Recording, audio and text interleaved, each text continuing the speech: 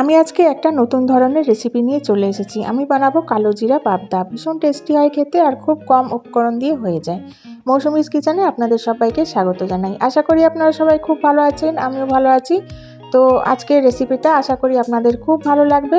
তো চলুন শুরু করা যাক। এখানে আমি 500 গ্রাম পাবদা মাছ নিয়ে নিয়েছি আর পাবদা মাছগুলোকে ভালো করে কেটে ধুয়ে পরিষ্কার করে নিয়েছি। এর মধ্যে দিয়ে দিলাম হলুদ গুঁড়ো, তারপরে দিয়ে দেবো নুন আর 2 চামচ সর্ষের তেল দিয়ে দেবো। তো তেলটা দিলে কি হয়, এটা যখন ভাজবো আমি মাছগুলো তখন ভীষণ ফাটে, আর তেলটা দিলে তখন আর ফাটে না। সেই জন্যে 2 চামচ তেল দিয়ে ভালো করে মাছের মধ্যে মাখিয়ে নেব। তো সব মাছগুলোকে আমি ভালো করে নুন হলুদ আর সর্ষের তেল দিয়ে মাখিয়ে রেখে দিলাম। এবার একটা কড়াই নিয়ে নেব আর কড়াইয়ের মধ্যে দিয়ে দেবো সর্ষের তেল। তেলটা ভালো করে গরম হয়ে গেলে এর মধ্যে মাছগুলো আস্তে আস্তে দিয়ে মাছগুলোকে উল্টে পাল্টে ভেজে নেব। তো পাবদা মাছ বেশি ভাজলে আবার ভালো লাগে না খেতে, হালকা করে ভেজে নিতে হবে। তলাটা যখন হালকা ভাজা হয়ে যাবে তখন আস্তে আস্তে এগুলোকে উল্টে দেব। তো খুবই আস্তে আস্তে উল্টাতে হবে, না হলে পাবদা মাছ এমনিতেই নরম হয়, ভেঙে যাওয়ার সম্ভাবনা বেশি থাকে। সেই জন্যেই খুবই আস্তে আস্তে মাছগুলোকে উল্টে দেব। তো বন্ধুরা, এই রেসিপিটা খুবই পুরনো রেসিপি, খুব আগের দিনের রেসিপি। মা ঠাকুমারা এই রেসিপিটা করতো, কিন্তু এখন আমি খুব একটা দেখি না করতে সবাইকে। এখন বেশিরভাগ আমরা সর্ষে পোস্ত দিয়েও রান্নাটা করি। তো এইভাবে একবার বানিয়ে খেয়ে দেখবেন, খুব টেস্টি হয়েছিল খেতে আমি যখন বানিয়েছিলাম।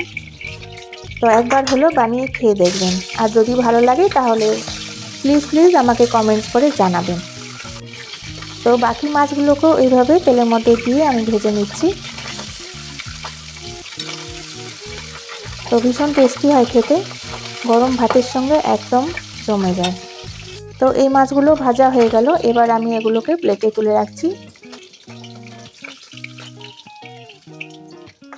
ওই তেলের মধ্যেই দিয়ে দেবো একটু বেশি করে কালো জিরে। তো ফোড়নটা যখন হয়ে যাবে তখন একটা বড় টমেটো আমি লম্বা লম্বা করে কেটে রেখেছিলাম, টমেটোটাকে দিয়ে দেবো। আর টমেটোটা দিয়ে ভালো করে নাড়াচাড়া করে নেব। তারপর এর মধ্যে কিছু মশলা দিয়ে দেবো।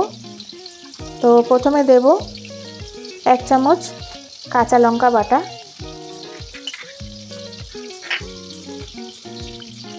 তারপরে দিয়ে দেবো 1 চামচ কালো জিরে বাটা,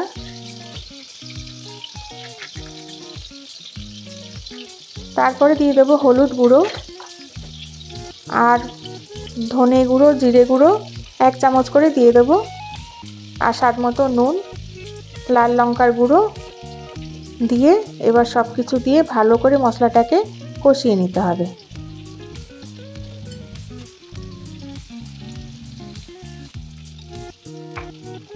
এবার সব কিছু একসাথে কষিয়ে নেব ভালো করে। তো একটুখানি জল দিয়ে দেব, কারণ মশলাটা তলায় লেগে যাচ্ছিল। অল্প একটু জল দিয়ে আমি মশলাগুলোকে ভালো করে কষিয়ে নেব। এইভাবে নাড়াচাড়া করতে করতে কষিয়ে নিতে হবে। তো মশলাটা কষানো হয়ে গেছে, দেখুন সাইড থেকে তেল ছাড়তে আরম্ভ হয়ে গেছে। তো এর মধ্যে আমি এবার জল দিয়ে দেবো। আপনারা যেরকম গ্রেভি পছন্দ করেন ওই রকম জল দিয়ে দেবেন।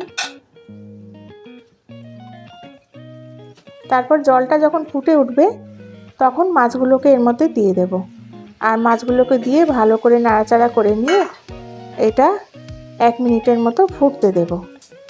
তো ভালো করে ফুটে গেলে তো ব্যাস আমার কালো জিরা পাবদা একদম রেডি হয়ে যাবে। তো দেখুন 1 মিনিট অবধি আমি ফুটিয়েছিলাম।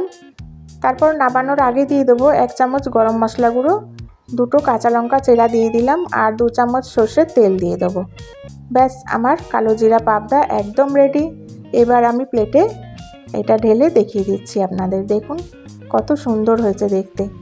এরকম একটা রেসিপি হলে গরম ভাতের সঙ্গে একদম জমে যাবে, আর কিছুই লাগে না। আর উপর থেকে একটু ধনেপাতা ছড়িয়ে দেবো, ব্যাস একদম রেডি। তো আজকের রেসিপিটা আপনাদের কেমন লাগলো আমাকে অবশ্যই কমেন্টস করে জানাবেন, আর যদি ভালো লাগে তাহলে লাইক শেয়ার করবেন, আর নতুন বন্ধুরা প্লিজ সাবস্ক্রাইব করে দেবেন। আমি আবার আসবো একটা নতুন রেসিপি নিয়ে। আপনারা সবাই ভালো থাকবেন, সুস্থ থাকবেন। তো আজকের মতো আসছি। Thank you.